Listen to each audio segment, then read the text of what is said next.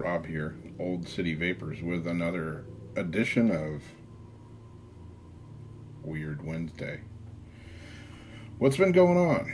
Today's stories, and I say stories because they're not really quite stories, but they're about weird places, strange places that I just always find myself in or at one point or another in my life. It's always been like that. I'm assuming it's always gonna be like that. So I just roll with it. You know what I'm saying? Just weird places that I've been. It'll be kind of just short little blips of, I'll tell you about a few strange places that I've been. Kind of not make it too terribly long today. But, okay, one of them, I may have mentioned this in one of my earlier videos. Long time ago, it's probably 84, 85, 1984, 85. I was on a trip up in North Carolina, in that region, and me and my girlfriend at the time happened to, we went there for a surfing contest that actually she was surfing in. And we needed a place to stay, obviously, because we were going to be there for about a week. And so I can't remember exactly how this happened, but we ended up renting a room in an old house that this old lady had. And, you know, we told her we were there for the surfing contest and blah, blah, blah. And she asked us if we were married, and we said, oh, yeah, definitely. Because otherwise, I don't think she would have let us stay there. And I don't know if she believed us or not at the time. But anyway, she agreed to rent us the room, and she gave us the rules and the rundown and everything. And it was kind of a strange house. I have no idea how we found it or anything. Somebody told us about it, I think, that there was a lady that would rent rooms out, and it was right up the road from where the surf contest was going to be in Wilmington Beach, North Carolina. And anyways, we get the room, we go check it out, and it's like it's old. It's like something. It's like going on vacation to your great grandmother's house, and she puts you up in, you know, the guest room that was decorated by her great grandmother.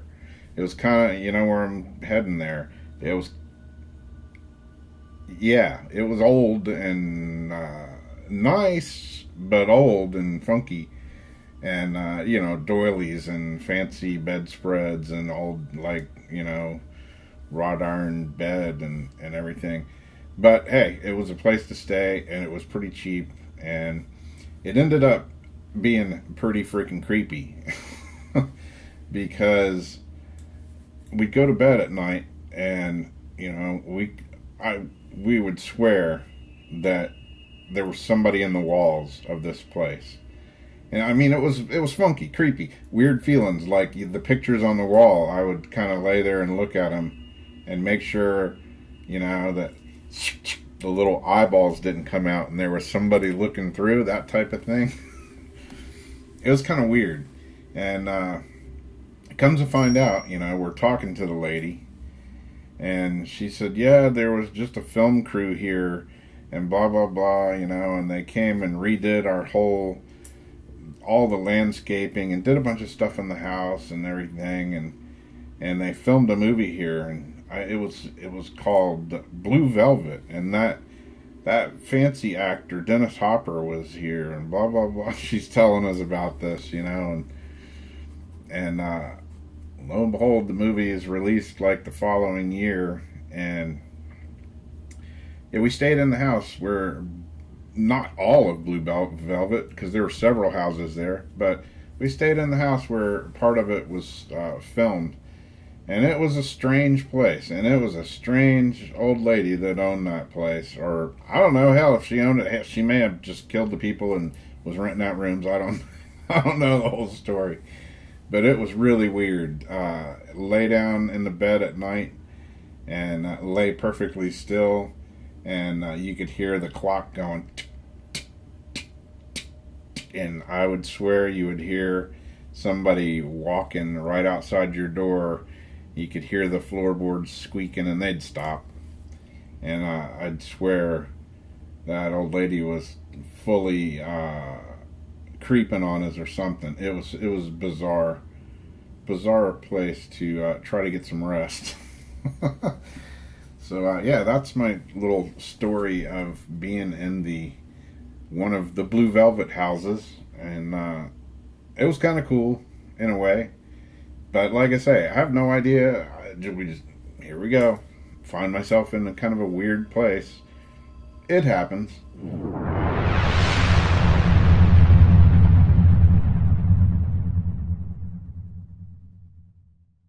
Um, on to the next weird place.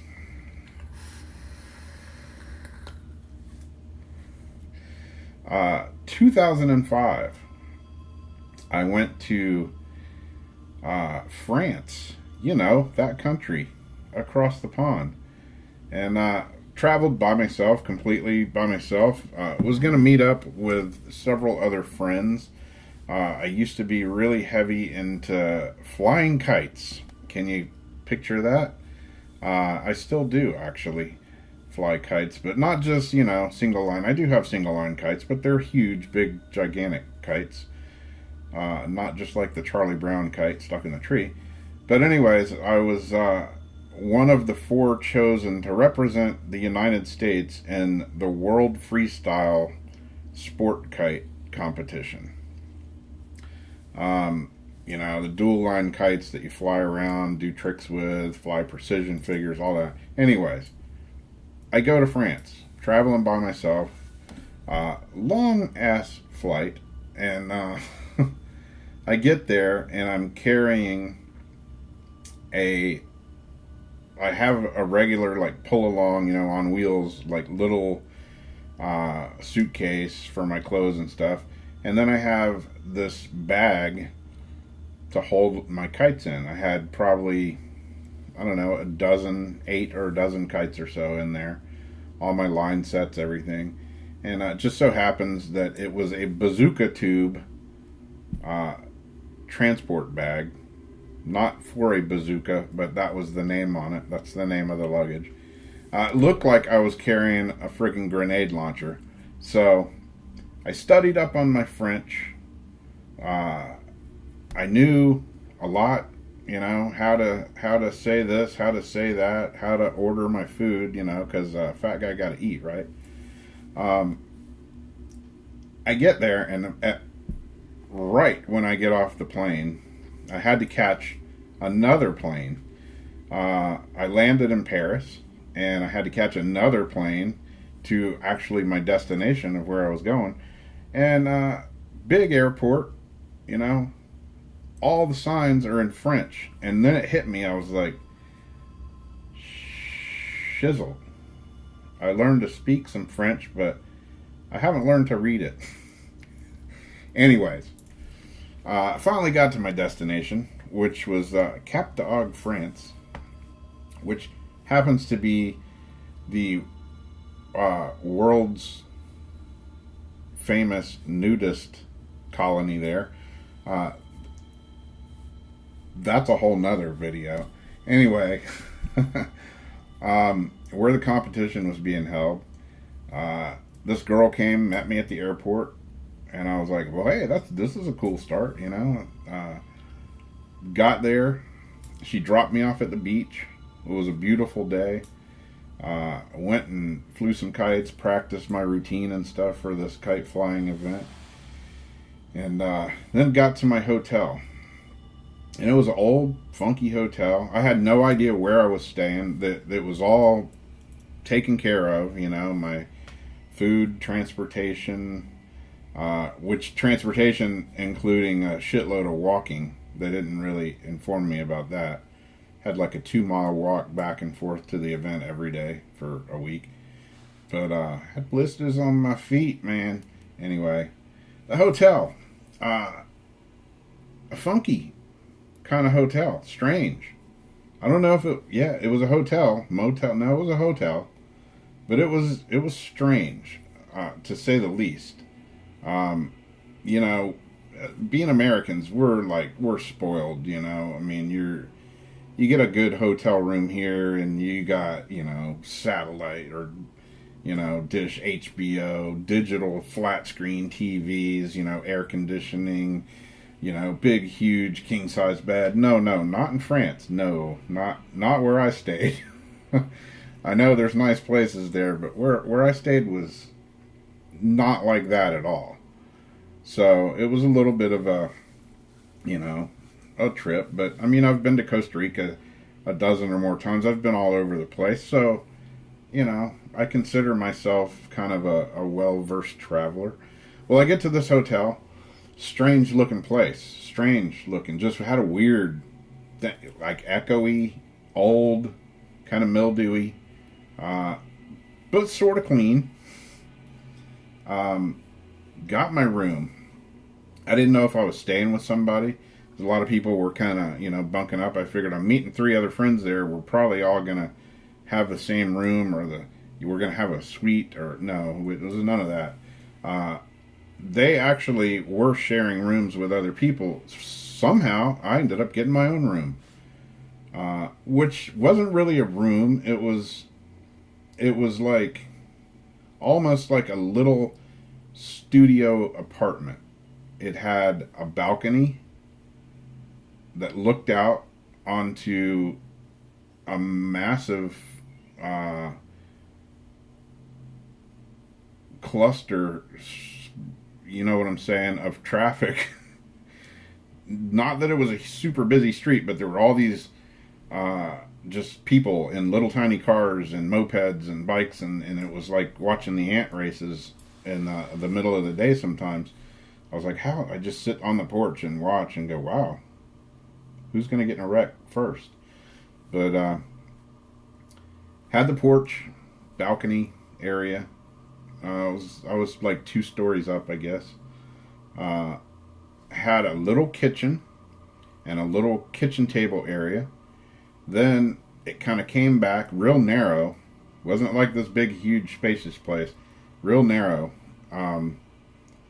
It had a little sleeping area. And then it had a bathroom that was about as big as the glove compartment in my truck. It was a really small bathroom with a really tiny little shower. It was like the size of a bathroom that you would have like in an RV or something. And then it had another little room that was like an actual sort of kind of bedroom that had a bed in it. Anyways, I'm like, cool. I got the whole place to myself. I was a little nervous, being in a foreign country and traveling by myself and not knowing what the hell I was doing, just going with the flow, just rolling with it. But I was like, cool. I got my own space. I can chill, and I went and looked in the kitchen. There's a refrigerator from, I don't know, probably 1932, and a stove that kind of matched. And I looked, and there was a coffee pot. I'm like, well, that's cool. And I mean, coffee pot, like old, like metal percolator style coffee pot. And there was like 3 cups and 3 plates and some silverware, and that was about it. I figured, cool, I can go find some food. I can bring it back here. I'm good to go. I'm set. Go to bed. I'm tired, I've been flying all day. I used to be a nervous flyer until I flew to France, and I spent so much time on the plane and getting on different planes. By the time I got there, I was like, this flying shit's a breeze. If we're going to die, we're going to die. And, so I'm pretty tired. I go to bed fairly early. And the patio door, there's no air conditioning or anything, but it was get kind of cool at night. So the temperatures weren't bad. And I'm thinking, well, should I leave it open? or should I close it? And I'm like, well, to be on the safe side, I'm going to close it. So I went over there, slid it closed, locked it. Walked by again, looked at my dishes and stuff, and I was like, okay, cool. I can get up in the morning, go find some food, and you know, make some coffee if I can find some coffee and all that. Checked out my cups. I got, I don't know, drank some water or something. Put my cup back. Little tiny sink, about yay big. Plates barely fit in it. Went to bed. Woke up the next morning and was laying there, and I was like, damn, I must have been tired last night. The patio door's open. I'm like, huh, I could have swore I closed that. Strange. I'm kind of sitting there, kind of getting my stuff together, getting up. Went in the bathroom, squeezed in the bathroom, took a whiz, tried not to pee on myself because I was so jammed up. I soon learned that I was probably the fattest guy in France at the time, because everybody was skinny and all these bathrooms were made for little skinny people, and my big wide shoulders just didn't seem to fit anywhere in this little apartment thing. Anyway, before I left, I closed the door, locked it back,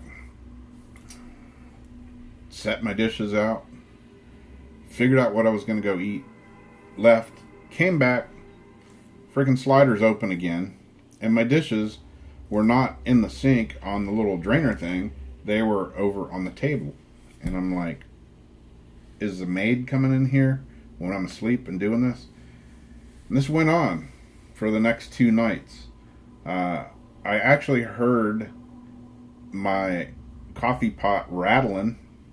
No coffee in it because I didn't find any coffee to buy. It was easier just to go get a cup of coffee. I did bring some food back there, but the next couple of days, just weird shit was happening. The freaking slider door, I would shut it, lock it, leave the room, come back in, and it'd be open. And at the time, I was just thinking, well, what the hell, man? Who keeps opening my door? No maid service going on there. There was nobody coming in that I knew of. If they were coming in when I was asleep or when I was gone. But I don't know. Strange place. I couldn't figure it out. Luckily, a couple of days later, one of my other friends, something had happened with the room, whatever, and they were like, hey man, can I share the room with you? And I was like, sure man, because yeah, that's cool, come on over and we'll hang out. And I didn't tell him that weird shit was happening, but he brought it up after a couple of nights. He was like, did you hear weird noises last night? And I'm thinking, yeah, just like the night before and the night before and the night before. Yeah, I hear weird noises here. This place is kind of strange. And so we just would spend the evenings cracking jokes, making each other laugh until we were too exhausted. And we'd fall asleep, and just whatever was happening, we'd sleep through it. So.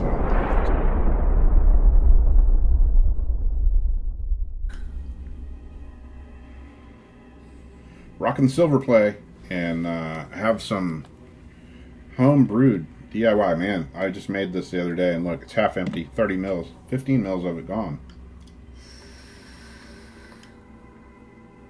It's a good one. Kind of creamy, kind of strawberry. Anyways, speaking of hotels, me and my wife were traveling several years back when we used to do fun stuff like that and go all kinds of places. Now we very rarely have. I haven't taken an actual vacation in I don't know when.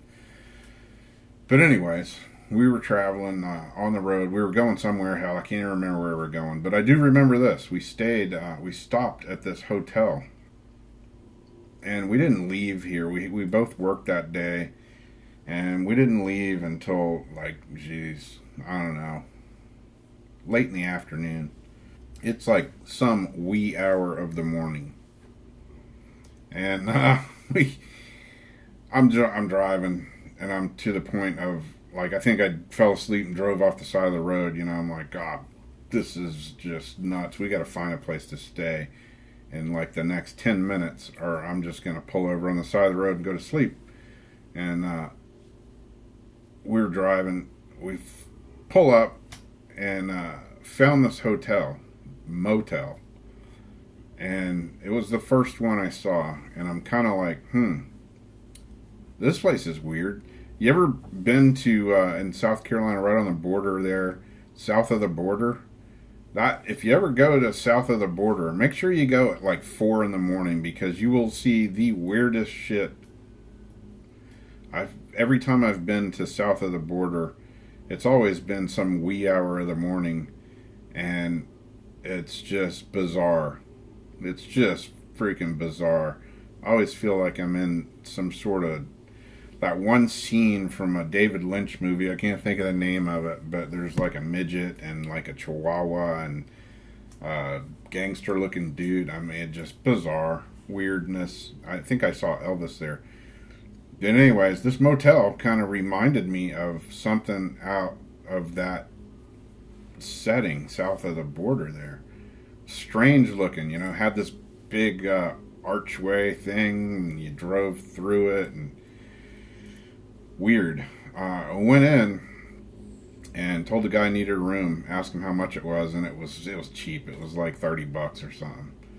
And he said, "How long do you need it for?" And I said, "Well, for tonight or tomorrow. I just need to get some sleep." I didn't. And what he was getting at was did I need to, did I want to rent the room for just an hour or two, or the rest of the night, or in the morning? It didn't really click until after I'd paid and I was leaving, and it was a cash type thing. Didn't want to take my credit card, which I thought was kind of strange. Anyways, we get to the room, and it's just funky. How do I always end up in these just shitbox motels? I don't know. But